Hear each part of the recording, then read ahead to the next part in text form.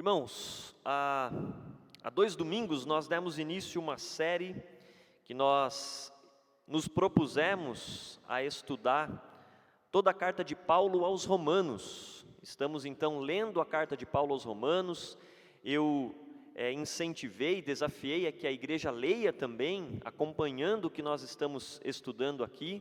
E eu já recebi alguns feedbacks de pessoas que estão lendo, fiquei muito feliz por isso. Então, mais uma vez, reforço, continue lendo a carta de Paulo aos Romanos, que isso vai com certeza abençoar muito as nossas vidas. E hoje nós então estamos nesse terceiro culto, falando sobre aquilo que Deus nos ensina através da vida de Paulo e dessa carta aos Romanos. E o tema que nós escolhemos para essa série é Revestidos de Cristo. Nós, como cristãos, alvos do Evangelho, do amor de Deus, somos revestidos da obra de Cristo por nós. E hoje nós vamos refletir, então, no capítulo 4 de Romanos, sobre histórias de fé. Mas antes, rapidamente, eu gostaria só de passar por aquilo que nós já conversamos nos últimos 2 domingos. No início da carta de Paulo, lá na introdução, ele demonstra, usando a si mesmo, como é a personalidade de quem está revestido por Cristo. Ele fala sobre essa personalidade quando ele está se apresentando aos irmãos em Roma, e ele diz que nós olhamos a história e vemos que quem tem a personalidade de cristão reconhece a si mesmo e tem clareza da sua nova identidade transformada em Cristo. Aquele texto que Paulo escreve aos Coríntios, nova criatura eu sou. Essa personalidade de Cristo também nos faz viver orientados por um propósito. Nossa vida tem um sentido, tem uma razão. Vivemos orientados por um propósito designado por Deus. Paulo escreve aos Gálatas dizendo, não sou eu mais quem vive, porque esse viver que eu tenho na carne, eu vivo pela fé no Filho de Deus, que me amou e se entregou por mim. E essa identidade de cristão também nos dá um senso de comunidade, a identidade de corpo. Existe uma clareza que a nossa existência em Cristo, ela não é individual, mas nós fazemos parte de um corpo, de uma comunidade, a Igreja de Jesus Cristo. E esse tema mais especificamente, Paulo vai tratar bastante no capítulo 12 de Romanos. Nós vamos chegar lá. Já num segundo momento, nós olhamos para um texto que é o versículo 17, o 16, 17 e 18, mas mais especificamente o 17, onde Paulo escreve, porque a justiça de Deus não se revela, que a justiça de Deus se revela no Evangelho, de fé em fé, como está escrito, o justo viverá por fé. Então, na última parte do capítulo 3, o último que nós tratamos semana passada, Paulo, ele desenvolve essa afirmação de como o justo precisa viver pela fé, do porquê o justo precisa viver pela fé na justiça de Deus. Porque Deus, desde o princípio, revelou a sua ira contra toda a impiedade, contra toda a perversão. Isso é, a idolatria, o egocentrismo, a depravação sexual, a depravação das relações naturais criadas por Deus, o orgulho, a falsidade, a complacência com o mal. E ali naquele texto nós vimos que Paulo está dizendo que toda a humanidade é culpada deste mal. E o Evangelho revela a justiça de Deus, o amor para salvar a humanidade culpada, mas também a ira contra tudo o que condenou a humanidade. E o Evangelho revela que Jesus Cristo assumiu para si essa culpa da qual toda a humanidade era condenada. Jesus recebeu a ira de Deus, e quem crê nessa justiça realizada por Deus, revelada no Evangelho, vive pela fé, manifestando atos de fé, confirmando aquilo que Cristo fez por nós, revelado nas Escrituras, que já diziam, o justo viverá pela fé. Porque toda a ira de Deus contra a impiedade, contra a perversão, da qual nós éramos culpados, essa ira foi derramada de uma vez por todas em Jesus Cristo. o único absolutamente santo, que tem a santidade como atributo do seu ser, se sacrificou e o seu sacrifício foi aceito por Deus, satisfez a justiça de Deus e por isso Deus o ressuscitou dentre os mortos e aí ele se tornou justificador de todo aquele que crê, redentor de todos os culpados. E por isso no final do capítulo 3, Paulo nos chama a nos revestir de Cristo, abandonando qualquer orgulho, abandonando a justiça própria, para viver única e exclusivamente pela fé no Deus que nos salvou. E agora no capítulo 4, que nós já vamos ler ele, no capítulo 4 ele começa então a demonstrar que essa vida pela fé, ela sempre existiu, sempre foi assim, desde o princípio da história, desde os patriarcas, lá no início da história do povo de Israel, sempre foi pela fé. Antigamente pela fé na promessa e agora, nos nossos dias, pela fé na realidade prometida e consumada que é Jesus Cristo. As histórias do passado que construíram a história bíblica da qual nós nos alimentamos hoje, foram histórias vividas pela fé e é nelas que nós vamos hoje nos deleitar para que assim também nós vivamos. Nós vamos ler todo o capítulo 4, mas vamos ler em partes. A gente vai ler alguns versículos e vamos comentar, e assim, pela misericórdia de Deus, chegaremos ao final do capítulo 4. E os primeiros versículos, versículos de 1 a 3, a palavra de Deus diz assim: o que diremos então a respeito de Abraão, o nosso pai segundo a carne? O que foi que ele conseguiu? Porque se Abraão foi justificado por obras, ele tem que se orgulhar, porém não diante de Deus, pois o que diz as Escrituras? Ela diz: Abraão creu em Deus e isso lhe foi atribuído por justiça. Nesses 3 versos, Paulo está chamando os seus leitores, muitos deles judeus convertidos a Jesus Cristo, ele está chamando para uma reflexão, olhando para a história bíblica, olhando para a história do próprio povo de Deus. Paulo pergunta assim: como que nós vamos conciliar? Como que nós vamos encaixar aquilo que nós sabemos a respeito de Abraão, o primeiro pai da fé, com essa nova perspectiva oferecida pelo Evangelho? Se Deus tivesse aprovado Abraão pelo que ele fez, então ele mesmo, Abraão, receberia todo o crédito. Mas o que nós temos diante de nós, a história bíblica, é a história de Deus, não é a história de Abraão. E um olhar atento às Escrituras nos lembra que Abraão, ele participou sim daquilo que Deus estava fazendo, sua participação foi decisiva, mas a sua participação foi exclusivamente acreditar que Deus poderia torná-lo justo, em vez de apelar para a sua própria justiça. Abraão também fazia parte dessa humanidade culpada, que Paulo fala no capítulo 3. Abraão também era um daqueles que diante de Deus não tinha nada a oferecer, mas ele creu que Deus poderia justificá-lo. E porque ele creu, ele foi revestido da justiça do nosso Deus. Irmãos, o ser humano mais exemplar e o ser humano mais reprovável, e todos esses que estão incompreendidos entre esses 2 extremos, são igualmente e desesperadamente necessitados da graça de Deus. O nosso padrão de justiça, que olha para algumas pessoas e dizem que esses são os bons, e para outras e dizem que esses são os maus, todos eles diante de Deus são igualmente merecedores da ira e precisam dessa graça que nos justifica.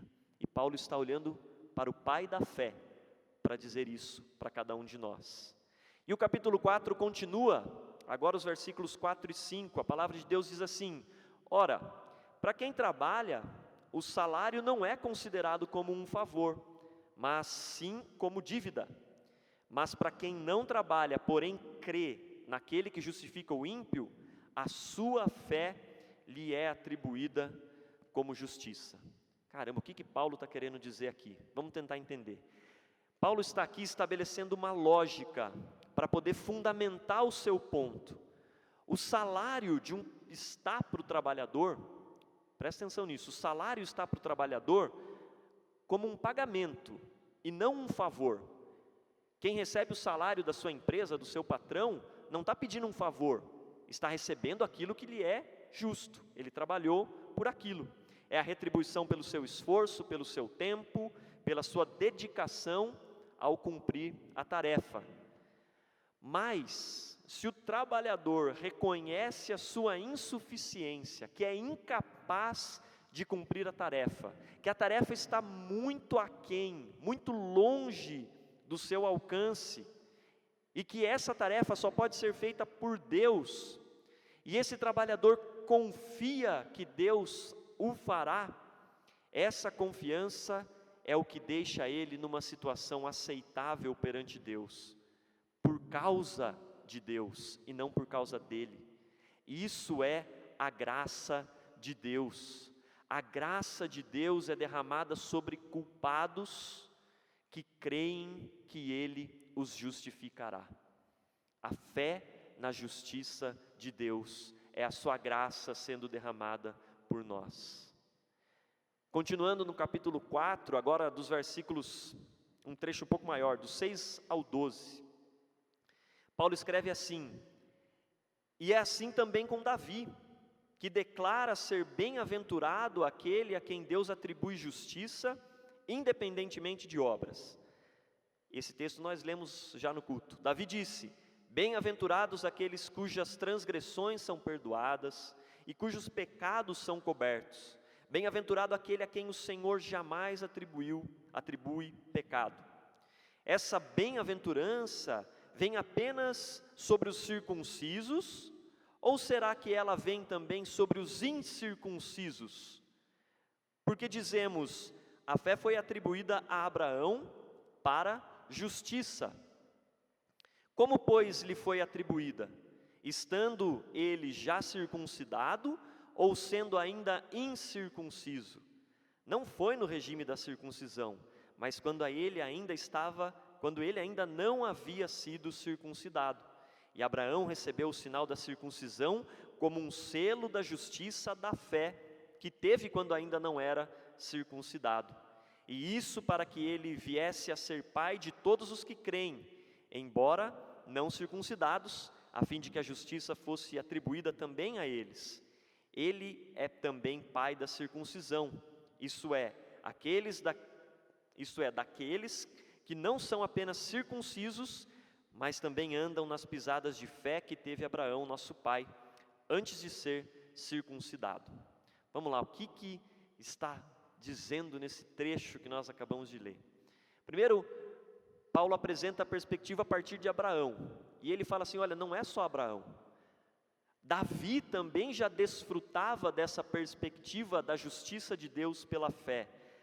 Ele entendia que quem se entrega a Deus, para que Deus conserte a sua situação, e se permite viver essa transformação, sem insistir em participar no processo, esse alguém que se entrega completamente para viver a transformação da justiça de Deus, é alguém muito feliz, bem-aventurado. Feliz é aquele que um dia foi considerado culpado, mas cujos crimes são perdoados e os registros são apagados. Feliz é a pessoa que vive em paz com Deus, porque crê que a sua vida é fruto da justiça que o revestiu e que transforma a sua história de fé em fé. Paulo está olhando para trás e pega dois personagens do passado, grandes referências para nós e para o povo de Israel, e ele começa a usar essas vidas para defender que desde o princípio a justificação de Deus foi pela fé. Abraão e Davi confiavam plenamente que as suas vidas dependiam de algo que estava além deles, além do que eles podiam oferecer. E até então era uma promessa, porque eles viveram antes de Cristo. Mas essa fé na promessa, essa fé os revestiu da justiça de Deus. E um deles, Abraão, foi chamado o pai da fé, chamado para ser pai de nações, e o outro, Davi, foi chamado o homem segundo o coração de Deus. Felizes, bem-aventurados aqueles que confiam sua vida à justiça de Deus. E então no versículo 10, Paulo ele faz uma pergunta retórica para gerar uma reflexão sobre a abrangência da promessa de Deus. Ele pergunta: vocês pensam que essa bênção é exclusividade daqueles que seguem as nossas tradições religiosas, que são os circuncidados? Pensam que essa bênção foi dada a alguém, que essa bênção pode ser dada a alguém que nunca ouviu falar das nossas práticas, das nossas tradições, que não foi criado na mesma forma de devoção a Deus? E ele mesmo responde: todos nós concordamos que Deus aceitou Abraão, que ele foi declarado justo pela fé, não é isso? Paulo está colocando as pessoas para pensar: olha aquilo que nós estamos trabalhando aqui. A justiça de Deus não alcançou Abraão porque ele se permitiu circuncidar, porque ele criou a tradição judaica. Muito antes da circuncisão, a Bíblia já dizia que a graça de Deus alcançou Abraão. E ele foi justificado porque creu na promessa. Isso significa que Abraão é pai de todos os povos, aqueles que encontram em Deus a sua fonte de justiça. Mesmo ainda que hoje aqueles sejam considerados os de fora, que ainda não são identificados como propriedade exclusiva de Deus, é justamente esses que encontram-se na condição de justificados com Deus, para Deus. Abraão também é pai daqueles que seguem a tradição religiosa, que se submeteram à circuncisão, mas não que fazem isso apenas como um rito, apenas por tradição, por ser da família, por ter nascido naquela situação, mas aqueles que vivem e seguem o exemplo de fé de Abraão, antes mesmo de poder manifestar isso através de um rito, através de uma tradição, de uma religião.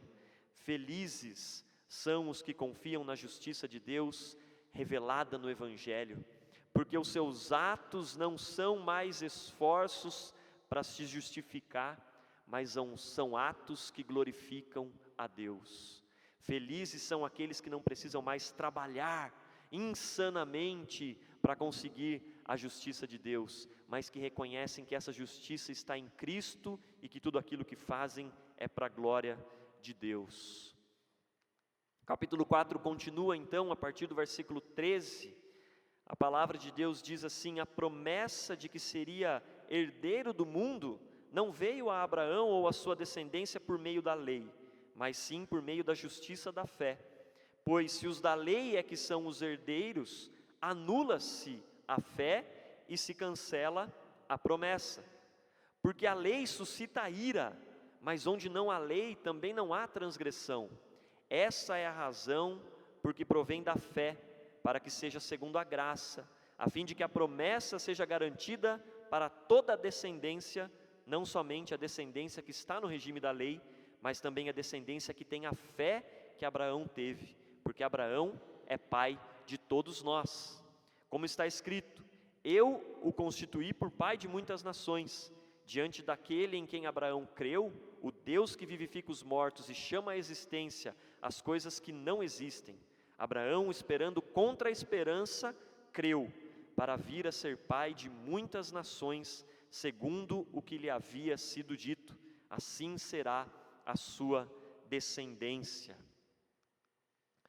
A promessa de Deus a Abraão, que ele e seus descendentes possuiriam a terra, não foi feita por algo que Abraão fez, ou algo que ele viria a fazer. A promessa é fruto da decisão de Deus de resolver tudo para ele. E foi disso que Abraão participou quando ele creu. Olha a lógica que Paulo usa para explicar essa situação. Se alguém recebe um presente, esse presente de Deus, a justificação, apenas por ter seguido certas ordens, ou porque cumpriu formalidades, então essa confiança na promessa de Deus não faz nenhum sentido, porque a promessa na verdade virou um contrato, virou um acordo entre duas partes, e não mais uma promessa santa. Se um contrato cheio de detalhes, elaborado por um legalista, ele pode gerar obrigações das quais nós jamais seríamos capazes de cumprir. E como é que a gente ia acessar essa promessa?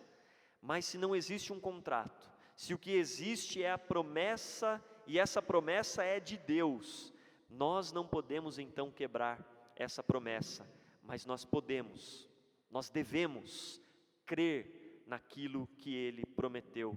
E é por isso então que o cumprimento da promessa em nós depende inteiramente da confiança que depositamos nele e em seus caminhos, e de que aceitemos tudo o que Ele faz, da maneira que Ele faz, porque Ele fez a promessa, porque depende dEle realizar, a nós depende ou precisamos crer. A promessa de Deus chega a nós como um presente, e a fé é o único modo de garantir a participação nessa promessa, tanto para aqueles que desde a sua infância já guardam as tradições religiosas, quanto para aqueles que estão ouvindo falar disso pela primeira vez. Abraão é o pai de todos esses, porque ele foi o primeiro a crer na promessa. E Paulo pergunta: não é isso que está nas Escrituras? Não é isso que nós lemos? Farei de ti pai de muitos povos. Abraão foi o primeiro a ser chamado pai da fé, e isso se cumpriu porque ele ousou acreditar que Deus faria o que só Deus pode fazer: levantar mortos para a vida e com uma palavra trazer à existência algo que não existe. O texto diz que Abraão creu contra a esperança. Às vezes a gente mistura fé e esperança, mas o texto diz que Abraão creu contra a esperança. Não havia mais esperança para Abraão, mas ainda assim ele creu. A sua decisão foi viver não com base naquilo que ele sabia que ele era incapaz de fazer, mas com base no que Deus disse que faria nele e através dele. E assim se cumpriu. Abraão é o pai da fé, o pai daqueles de todos os que creem. O último trecho desse capítulo 4, Paulo continua: e sem enfraquecer na fé, Abraão levou em conta o seu próprio corpo já amortecido, tendo ele quase 100 anos, e a esterilidade do ventre de Sara. Ele não duvidou por incredulidade da promessa de Deus, mas pela fé se fortaleceu, dando glória a Deus, estando plenamente convicto de que Deus era poderoso para cumprir o que havia prometido. Assim também isso lhe foi atribuído para a justiça, e as palavras "lhe foi atribuído" foram escritas não somente por causa dele, mas também por nossa causa, visto que a nós igualmente nos será atribuído, a saber, a nós que cremos naquele que ressuscitou dentre os mortos a Jesus, nosso Senhor, o qual foi entregue por causa das nossas transgressões e ressuscitou para a nossa justificação. Aqui Paulo já faz esse link, lá dos primeiros personagens que viveram pela fé, até nós, os romanos primeiramente, e nós que estamos lendo esse texto hoje. E nesse trecho Paulo diz que Abraão ele não ficou pensando na sua incapacidade. Conhecendo a promessa e conhecendo aquilo que ele podia fazer, ele não ficou pensando assim, sem chance. Esse corpo de quase 100 anos nunca vai gerar um filho. O texto diz que ele ignorou inclusive as décadas de infertilidade de Sara e continuou crendo. A realidade fatalmente faria com que Abraão duvidasse, mas ele não foi reticente, ele não duvidou sobre a promessa de Deus, não fez questionamentos, mas, e se? Não, ele creu, e em vez disso ele mergulhou na promessa de Deus e se fortaleceu na fé, ficou à disposição de Deus, certo de que ele cumpriria aquilo que ele havia dito, e é por isso que se diz: Abraão foi declarado justo diante de Deus, ao confiar que Deus o justificaria. Mas não só Abraão, como Paulo diz, o mesmo acontece conosco, o mesmo é dito a respeito de nós, que aceitamos e cremos em Deus, aquele que trouxe de volta à vida a Jesus Cristo. De igual modo, quando já não havia esperança, quando os discípulos já estavam tristes, fugindo de Jerusalém, contra a esperança, a fé prevaleceu mais uma vez, e cabe a nós lembrar disso. O Jesus que foi sacrificado fez-nos aceitáveis diante de Deus, isso é, nos tornou justos perante Deus.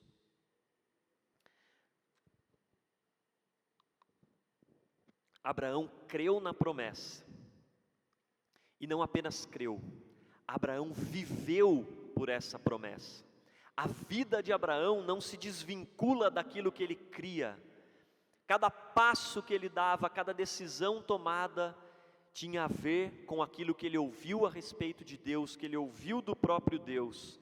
Nós vimos essa promessa se cumprir. Abraão estava antes, ele olhava para o futuro, mas a nós essa promessa já foi cumprida. Por isso, mais ainda cabe a nós viver pelo que Deus já fez em Cristo Jesus, nos justificou. Justificar, a gente usou bastante essa palavra hoje, justificar. Justificar significa tornar justo, mas não é tornar justo mudando a regra.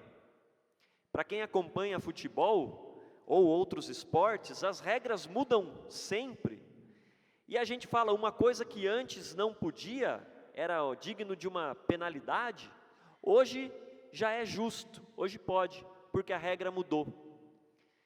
Mas quando a Bíblia fala de sermos justificados, de que Deus nos tornou justos, não significa que Deus mudou a regra que Ele mesmo estabeleceu. Justificar significa ser tornado justo, não imputar a culpa ao indivíduo pelo seu crime. Mas como que isso pode ser justo? Como que pode ser justo se de fato a palavra diz que nós fomos encontrados como culpados pela iniquidade e pela perversão?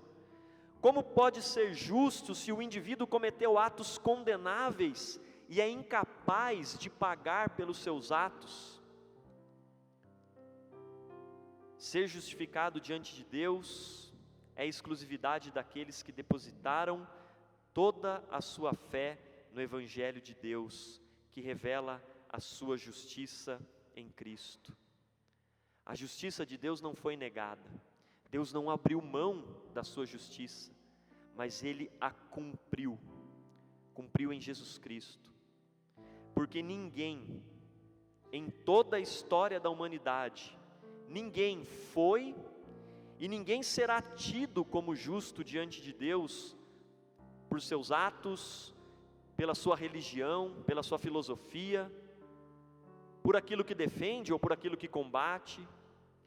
Nem todo o esforço para defender as causas mais nobres serão suficientes para nos justificar diante de Deus, porque ser justo é algo que está fora do nosso alcance, e é algo que foi atribuído por Deus somente àqueles que creem no Evangelho da salvação que revela a justiça de Deus. E crer nisso implica reconhecer a nossa limitação, implica confiar tão profundamente a ponto de confiar contra a esperança.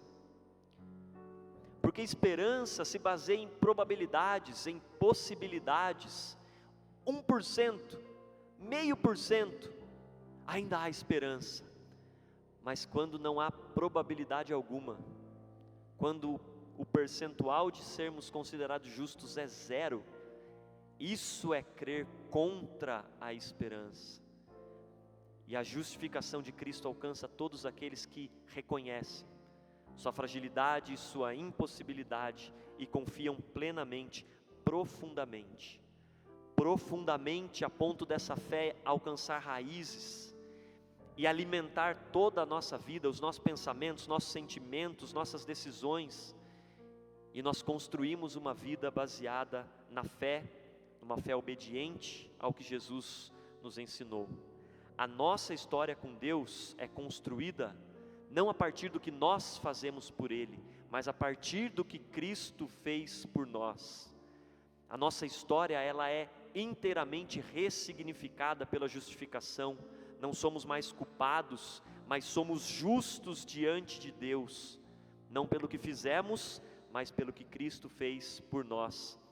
E esse precisa ser o ponto de virada nas nossas vidas. Esse precisa ser um ponto definitivo, um marco de transformação, para que cada um dos nossos atos corresponda àquilo que nós cremos, àquilo que foi feito por nós. Isso é viver de fé em fé, reafirmando pelos atos aquilo que nós cremos com o coração. Quando falarem ao nosso respeito, quando falarem de você, no seu trabalho, na sua família, nas suas relações, precisam falar da nossa fé. Quando falarem sobre nós, precisam falar como nós perdoamos, mesmo quando parecia injusto. Quando falarem sobre nós, precisa falar como superamos limites pela fé. Quando falarem sobre nós, precisam falar de como nós somos transformados, libertados pela fé, libertados do vício, libertados de hábitos pecaminosos. Quando falarem de nós, precisam falar de como fomos curados pela fé, de como oramos com fé e como testemunhamos Jesus Cristo pela fé. Quando falarem de nós, nossa fé precisa estar em evidência. A cultura dos nossos dias, o nosso tempo, ele coloca sobre nós um fardo, uma carga pesada demais. Você tem que ser feliz, você tem que correr atrás da sua felicidade a todo custo. Você é responsável por ser feliz, você é responsável por fazer a diferença, por construir uma história de sucesso. Mas o que a palavra de Deus diz é: no que depender de você, no que depender de mim, nós estamos perdidos, fadados ao fracasso. Mas, como diz Davi no Salmo 32, felizes são aqueles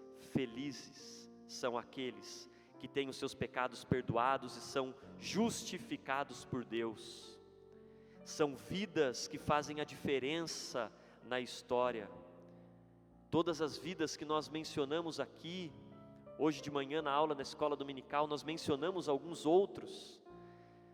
São vidas que foram conduzidas pela fé.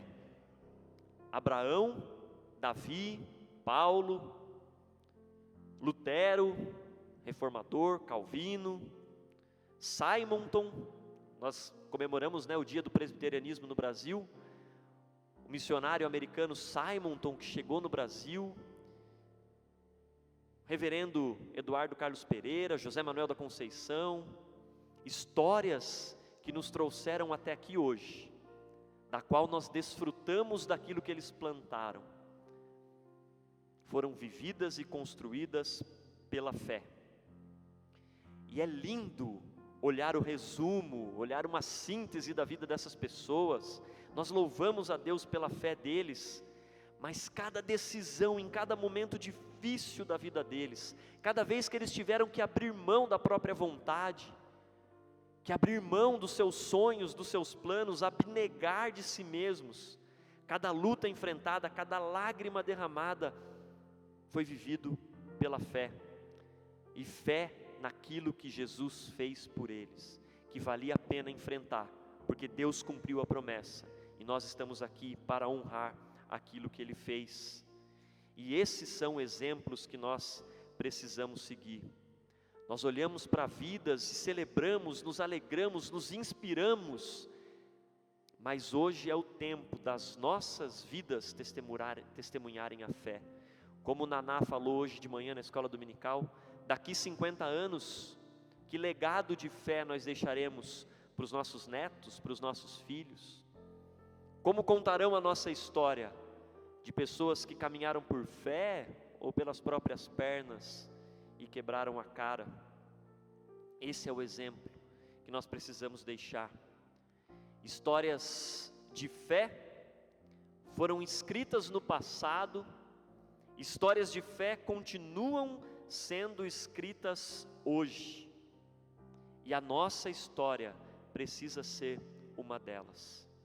Que Deus nos capacite a viver pela fé, que Deus nos capacite a testemunhar essa fé em Jesus Cristo, e assim seu nome seja glorificado. Vamos ficar em pé, nós vamos cantar